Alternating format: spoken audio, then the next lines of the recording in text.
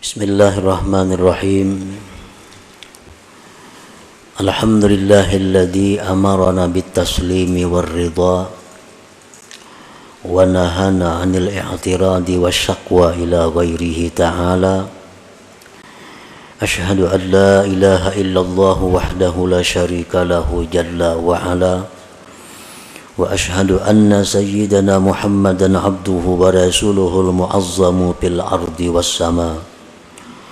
Allahumma salli wa sallim wa barik ala sayyidina wa maulana Muhammad al-mawsuf bis safa wal wafa wa ala alihi wa ashabihi wa zurriyyatihi wa man iqtafa, amma ba'du. Yang kita hormati dan kita cintai para habaib dan para alim ulama, para muhibbin hadirin hadirat rahimakumullah. Alhamdulillah, puji dan syukur terlebih dahulu kita haturkan kehadirat Allah Subhanahu wa ta'ala yang telah mengumpulkan kita di dalam majlis ilmu ini, dan kita berharap kepada Allah agar selalu dikumpulkan dalam kebaikan dan takwa. Puji dan syukur pula kita haturkan kehadirat Allah Subhanahu wa ta'ala yang mana pada saat ini telah menempatkan kita dalam posisi talabatul ilm, dalam kedudukan penuntut ilmu.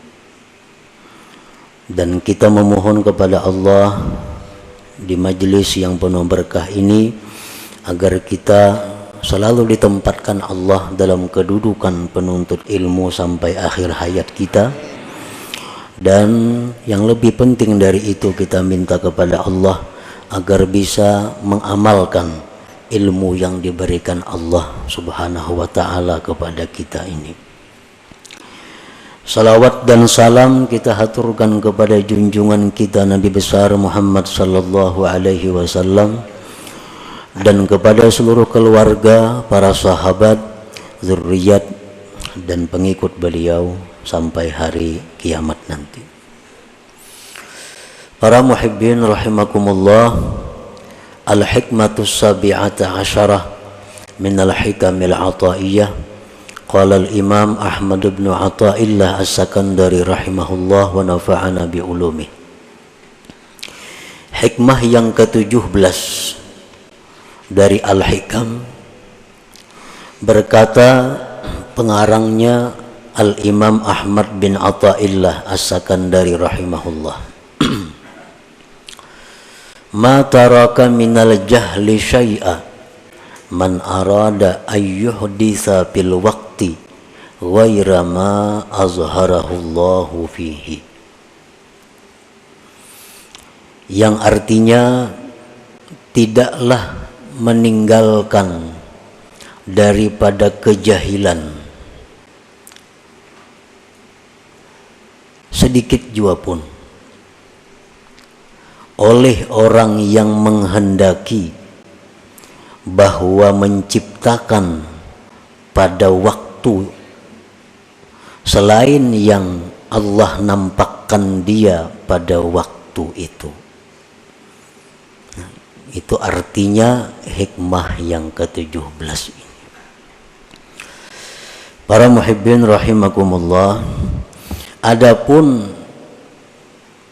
tafsirnya dari hikmah ini adalah idza aqamallah subhanahu abdan bihalin minal ahwal badaniyan kana aw qalbiyya la yazummuhu syar'u fal yaltazim dzalik wal yuhsinil adaba wal yarda bidzalik wa la yantaqil ila ghairi ma huwa fihi hatta yanqulahu subhanahu wa ta'ala.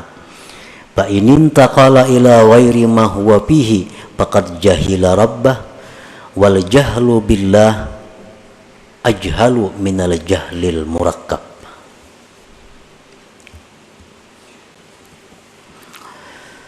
Apabila Allah Subhanahu wa ta'ala menempatkan seorang hambanya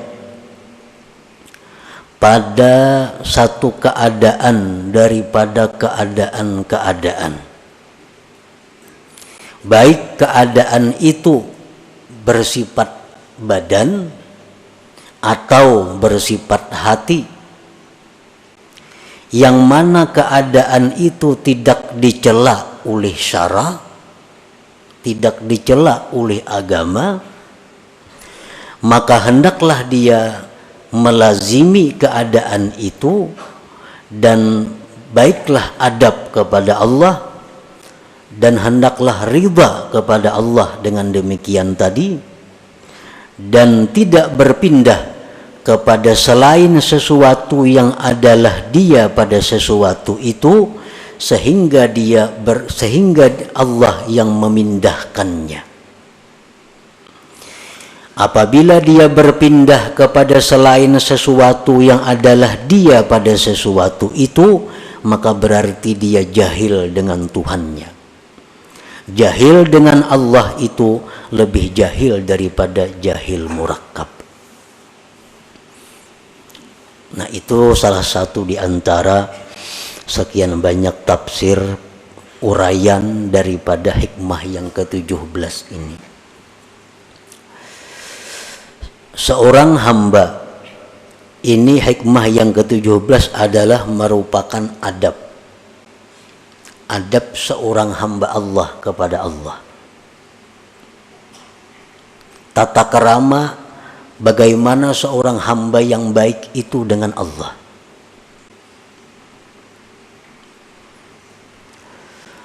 Apabila Allah menempatkan kita di dalam satu keadaan,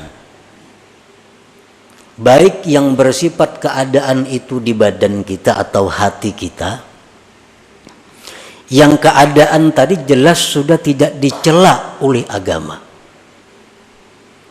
maka keadaan tersebut kita lazimi dan hendaknya kita membaguskan adab, dan kita ridha dengan keadaan yang ditempatkan Allah itu, dan kita tidak berpindah untuk mencari keadaan-keadaan lain, sehingga Allah sendiri yang memindahkan kita kepada keadaan yang lain itu.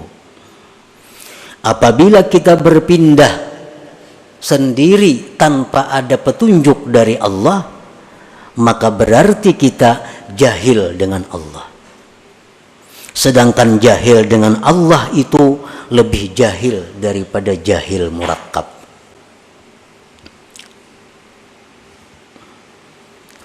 Jahil itu ada yang disebut jahil basit. Jahil basit ini artinya orang yang tidak tahu sesuatu dan dia tahu dirinya tidak tahu sesuatu itu. Contohnya, ujar orang, ikam tahulah nangaran sepeda motor itu. Tahulah ikam nangaran sepeda motor. Ujarnya kada tahu. Ujarnya kada tahu. Ini ngarannya jahil basir. Orang yang kada tahu dan dia tahu bahwa dia kada tahu. Tahulah sepeda motor, kada tahu, habis sudah kisahnya. Ini jahil yang paling inting. Dan kadang-kadang jahil seperti ini dalam beberapa hal terpuji. Jahil yang kedua adalah jahil murakkab. Orang ini tidak tahu dan dia tidak tahu dirinya tidak tahu. Ini berat jahilnya. Kada tahu lawan sesuatu dan inya kada tahu bahwa dirinya itu kada tahu. Ujar orang, ikam tahulah sepeda motor. Tahu ay. Mananya? Tuh, menunjuk ke kambing. Menunjuk ke kambing. Berarti orang ini jahilnya double. Lawan kambing kada tahu, lawan sepeda motor kada tahu, lawan dirinya jahil kada tahu. Nah, ini ngarannya jahil murakkab. Yang lebih jahil dari jahil murakkab ini ada lagi. Orang yang jahil dengan Allah. Orang yang tidak tahu bahwa Allah yang menciptakan dia. Orang yang tidak tahu bahwa Allah yang mengatur seluruh yang ada ini. Orang yang tidak tahu bahwa Allah yang menghendaki segala yang telah terjadi dan akan terjadi. Dia tidak tahu bahwa Allah yang memberi rezeki kepada dia. Dia tidak tahu bahwa Allah yang menghidupkan dia. Dia tidak tahu bahwa Allah yang mematikan dia. Nah, jahil terhadap Allah ini lebih jahil daripada jahil murakkab tadi.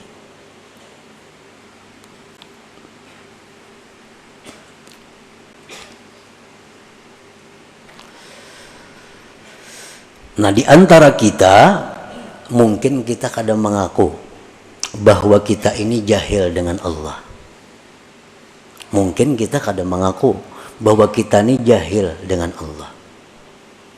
Tetapi perilaku kita, tutur kata kita, kelakuan kita, tindakan kita kadang-kadang itu menunjukkan bahwa kita ini jahil kepada Allah.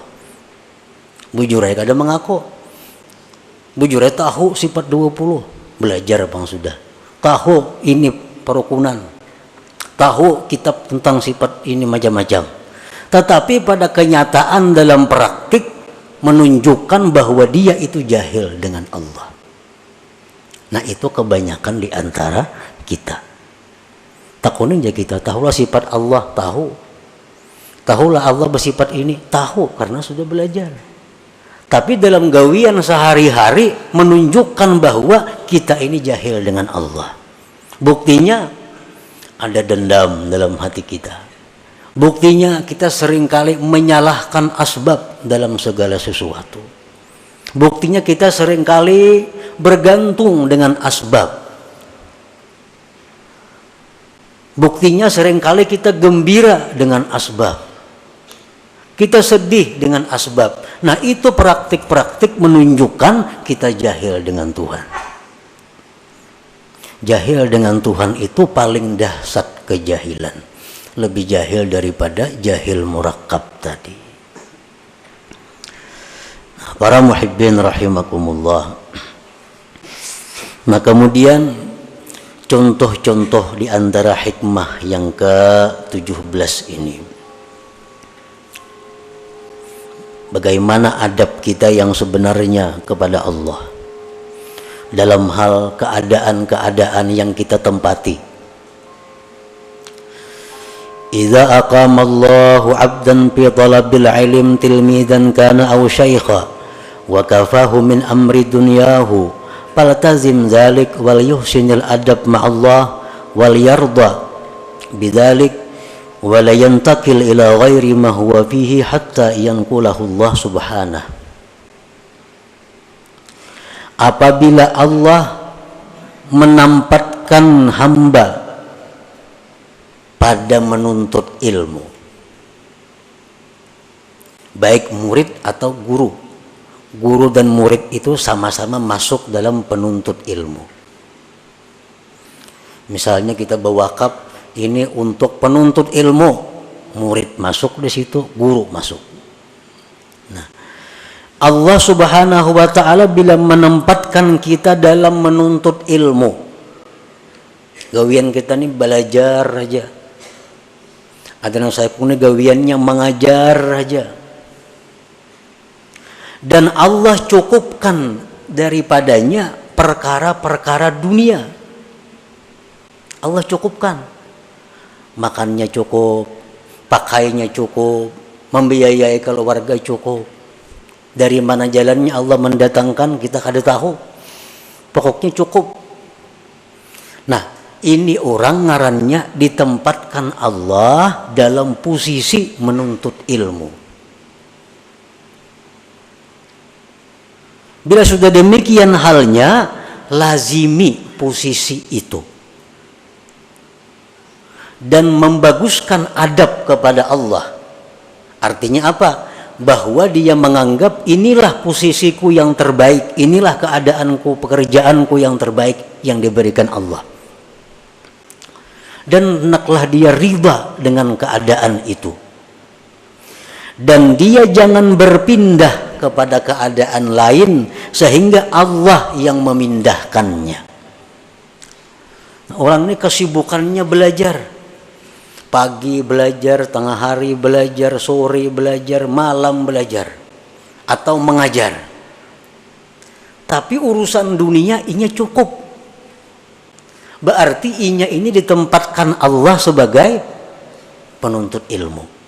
Jangan tinggalkan posisi itu kecuali Allah yang memindahkan.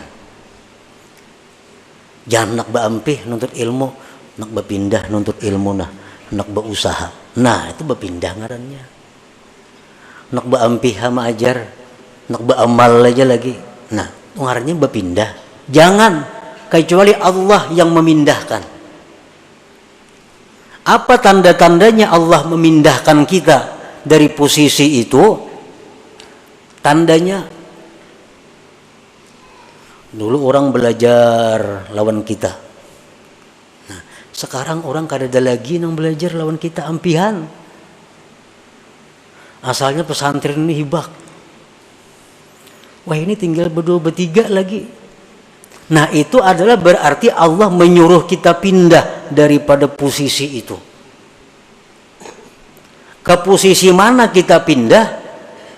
Apabila Allah mencukupkan urusan dunia kepada kita, berarti kita mesti pindah ke posisi hanya menghadap Allah, menghabiskan waktu berzikir, beribadah kepada Allah. Kada perlu lagi mengajar.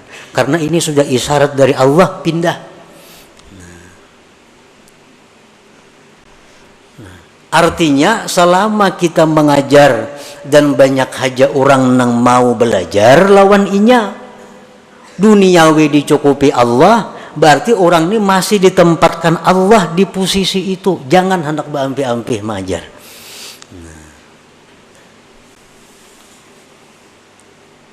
Orang hendak belajar lawan inya masih banyak, urusan dunia dicukupi Allah aja, berarti Allah masih merestui kita di posisi itu. Jangan pindah. Jangan hendak dalam kamar aja bak urang bakhalwat, jangan. Karena Allah masih menghendaki kita di posisi itu. Nah, kalau kita berpindah karena banyaknya menghadapi tantangan, banyaknya menghadapi rintangan, mah aku sudah ampih sama ajar muyak enggak ini acaranya. Bubar belajaran, aku nak istirahat, masuk kamar. Nah, ini orang ngarannya kada beradab dengan Allah. Karena pindah posisi tanpa dipindahkan oleh Allah Subhanahu wa ta'ala.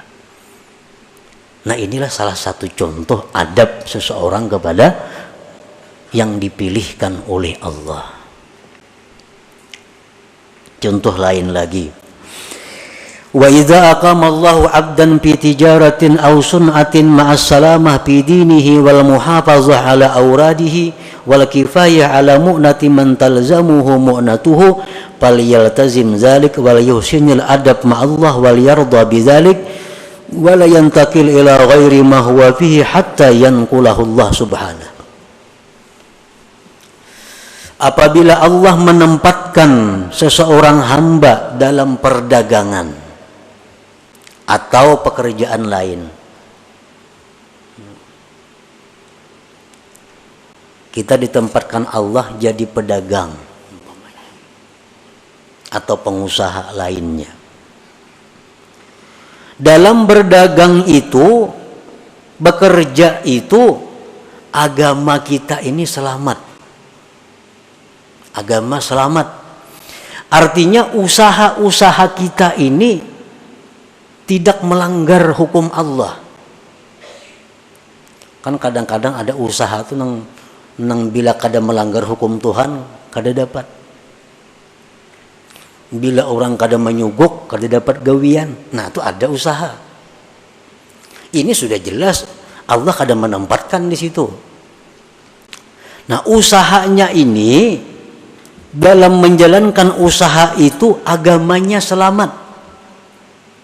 Nang haram-haram kada digawinya, kawah aja, maju aja usahanya.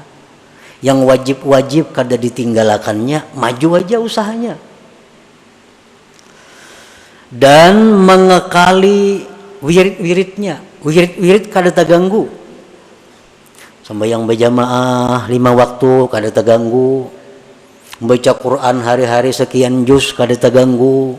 Salawat sekian kada terganggu. Zikir kada terganggu. Ke majelis taklim kada terganggu. Dan usaha tadi mencukupi menghidupi keluarganya. Nah, berarti orang ini ditempatkan Allah pada posisi berdagang atau bekerja. Usaha untungnya cukup membiayai hidup sekeluargaan. Dalam menjalankan usaha itunya kada ada berdusta. Payu aja kada berdusta, kada menyuguk, nang wajib tak kerjaakan, sembahyang berjamaah terlaksana, menuntut ilmu kawa, wirid-wirid tak baca. Berarti dia ditempatkan Allah di situ. Jangan hendak pindah. Jangan hendak pindah kecuali Allah yang memindah. Apa tandanya Allah memindah? Apabila antara lain dalam menjalankan usaha itu sudah kada kau menghindari nang haram. Nah, usaha aku ini bila kada menggawi nang haram kada jalan. Ya tadi bila kada nyuguk kada dapat duit. Adalah gawian nang kaya itu banyak. 10% dengan kepala ini, 10%, 2% dengan kepala ini, kepala dinas ini. Bila kada kaya itu kada dapat gawian. Nah, ini menunjukkan usaha ini tidak diridhai Allah. Nah, kalau demikian halnya dia wajib pindah usaha lain. Nah, itu alamat artinya Allah menyuruh pindah. Nah, cari pekerjaan-pekerjaan lain.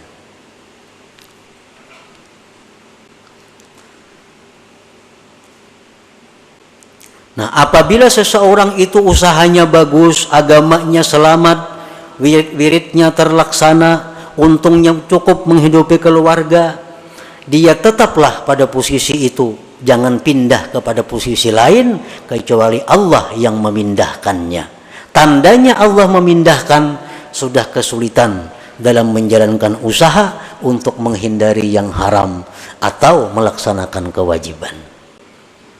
Nah, berusaha ini mengaji kada tak kaji lagi. Wirid banyak kada terbacai lagi. Hendak kadakah itu kada dapat duit. Nah, berarti usaha ini sudah disuruh Tuhan tinggalkan, cari usaha lain. Cari usaha lain. Nah, itu adabnya kepada Allah bagi orang-orang yang ditempatkan Allah dalam posisi usaha. Wa idza aqama Allahu 'abdan fi hukumatin ma'as salama fi dinihi wal muhafazah 'ala awradihi wal kifayah 'ala mu'nati man talzamuhu mu'natuh falyaltazim dzalik wal yuhsinil adab ma'allah wal yarda bidzalik wa la yantakil ila ghairi ma huwa fihi hatta yanqulahu Allah subhanahu. Apabila Allah subhanahu wa ta'ala menempatkan seseorang ini dalam pemerintahan, ini ditetapkan Allah dalam pemerintahan, jadi pegawai, baik itu pejabat apa ngarannya, dalam pegawai itu, dalam menjalankan tugas itu, dia bisa menyelamatkan agamanya. Bujur aja jadi kepala ini, kepala depak umpamanya, kepala PO. Tapi inya urusan agamanya selamat. Kada mengambil duit orang, membagi gawian dengan jujur. Pokoknya nang haram-haram itunya bisa menghindari. Ke pengajian tetap kawa turun, wirid-wiridnya terbaca. Gajinya cukup menghidupi keluarga. Berarti orang ini sudah ditempatkan Allah, direstui Allah di posisi itu. Jangan hendak mundur dari jabatan itu kecuali Allah yang memundurkan. Tandanya Allah memundurkan apa? Aku jadi kepala ini kada kawa, kada korupsi. Kenapa kada korupsi? Busku menyuruh korupsi. Hendak kada ku intain ini kayak pemberiin yang di atas. Nah, kada kawa. Makanya yang di atasnya kadang-kadang hendak ke Jakarta, minta duit. Mana duitnya? Bila kadang maintai orang. Hendak ke anu. Nah, bila sudah ini terjadi, berarti ini gawian sudah tidak diridai Allah, pindah dari situ. Kalau hendak selamat, hendak sakit, kerusakan, ada apa-apa juga bang. Ini hendak kisah, hendak selamat nih. Pindah dari posisi itu. Cari jabatan-jabatan yang aman. Banyak kali jabatan yang aman. Yang kada berurusan lawan hal-hal itu. Paman sekolah, aman jabatan. Bisukan buka kunci sekolahan sekue istirahat, pindah cari posisi yang aman. Nah itulah yang dimaksud oleh hikmah yang ke-17 ini. Nah sekarang kita ukur gawian kita, pekerjaan kita yang ada nih, apakah direstui Allah atau kada? Apakah disuruh Allah pindah atau kada dari pekerjaan sekarang? Ukurannya, apakah agama kita selamat dalam pekerjaan ini? Apakah kita bisa menjaga wirid-wirid kita? Bila bisa, berarti pekerjaan ini diridai Allah. Dan Allah menempatkan kita pada posisi itu. Jangan berpindah-pindah dari situ. Kecuali karena Allah yang memindahkan kita.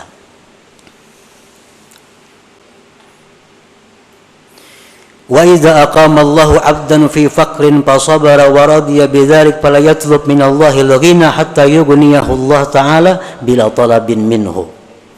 Apabila Allah menempatkan seorang hamba dalam posisi fakir. Nah, ada orang yang ditempatkan Allah dalam posisi fakir.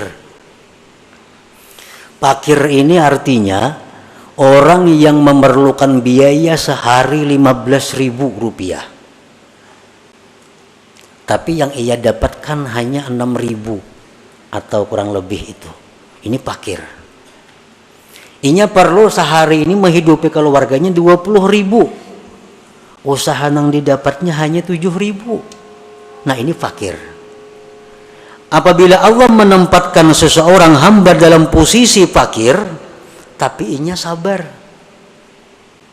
Inya ridha aja, kada jadi pikiran. Beramal lancar, nuntut ilmu lancar, padahal duit sakit. Nah, fala yatlub minallahi al-ghina, jangan hendak minta kaya kepada Allah. Jangan hendak minta luas rezeki kepada Allah, sehingga Allah nantinya sendiri yang mengayakan dia tanpa permintaan daripada dia. Tunggu aja, hadangi aja. Bila kada sugih di dunia, di akhirat kena sugihnya.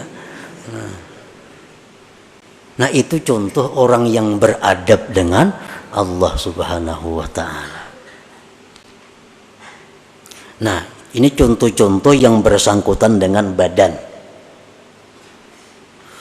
Wa idza aqama Allahu 'abdan fi hali qabdin fala yatlub minallahi al-basta hatta yanqulahu Allah ila halil basti. Apabila Allah Subhanahu wa ta'ala menempatkan seorang hamba pada keadaan sedih. Nah kadang-kadang bisa datang dalam hati kita ini keadaan kacau. Padahal kada ada sebab apa-apa. Kita kada kekurangan apa, kita kada kehilangan apa, tapi kadang-kadang datang dalam hati kita ada perasaan-perasaan yang sedih, risau. Dalam istilah tasawuf disebut kabat ngarannya. Nah, bila kita datang hal seperti itu, kita jangan hendak menghilangkan itu. Apa nak keluar rumah nah, kepala asa pusing, jangan. Atau berdoa lawan Tuhan, ya Allah hilangkanlah perasaan kada nyaman, jangan. Hadapi perasaan yang kada nyaman itu. Sampai kena Allah sendiri yang menggantikan keadaan itu kepada keadaan gembira. bau berzikir, bau berselawat, sampai kena hati nyaman seorangannya, hati lapang seorangannya. Nah ini contoh keadaan hati orang yang beradab kepada Allah Subhanahu wa ta'ala. Man arafa rabbahu ahabbah, wa man ahabbahu radiya bihukmillah wa ikhtiyarihi lahu. Barang siapa yang mengenal Allah, dia pasti mencintai kepada Allah, pasti mencintai kepada Allah. Asal bujur-bujur kita ini tahu tentang Allah, kita pasti katuju lawan Tuhan itu. Bila mana sudah kita cinta kepada Allah, kita pasti akan riba dan senang dengan apa yang dipilihkan Allah untuk kita. Kita pasti akan senang dengan apa yang diberikan Allah kepada kita. Nah itulah para muhibbin rahimakumullah, sedikit tentang pembahasan hikmah yang ke-17 ini. Mudah-mudahan kita diberi Allah hidayah, taufik untuk bisa mengamalkan ilmu-ilmu yang diberikan Allah Subhanahu wa ta'ala kepada kita ini. Ila hadratin Nabi sallallahu alaihi wasallam. Al-Fatihah. A'udzu billahi minasyaitonir rajim. Bismillahirrahmanirrahim. Iyyaka na'budu wa iyyaka nasta'in. Ihdinas siratal mustaqim. Siratal ladzina an'amta 'alaihim. Ya Allah biha, ya Allah biha, ya Allah bihusnil khatimah.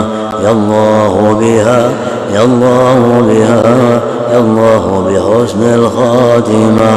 Ya Allah biha, ya Allah biha, ya Allah bihusnil khatimah. فيا أيها الرجل منه شفاعة صلوا عليه وسلموا تسليما. اللهم صل وسلم